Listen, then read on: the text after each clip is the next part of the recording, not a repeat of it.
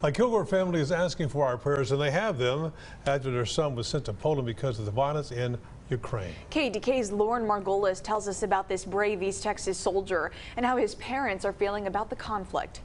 Aaron Duncan is stationed near the Polish border and arrived along with nearly 5,000 other American troops. He was ready. He called me the Friday before he left, and he's so excited about getting to do that. The number of NATO troops is now double the typical amount stationed there and is the highest concentration of American forces to move into Poland since the end of World War II. Our forces are not going to Europe to fight in Ukraine, but to defend our NATO allies and reassure those allies. Duncan is with the 82nd Airborne Division, which means he specializes in joint forcible entry operations, a job his mom says he doesn't take lightly. A lot of them are over there doing different things, but he's actually the boots on the ground, you know, in the middle of, if there's any fighting that starts or if they're doing any fighting, that he's there. That's him. But like I said, he loves it, so I just have to take comfort in that. After years of figuring out what he wanted to do as a career, Duncan enlisted in the military at 25 and found his passion in the Army. It just like a light came on one day, and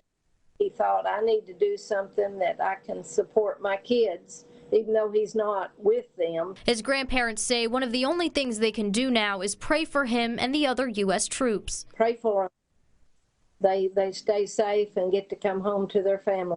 Right now, Duncan's loved ones have little communication with him, but his mom has this message for her son overseas. Stay safe, be smart, and keep kicking butt.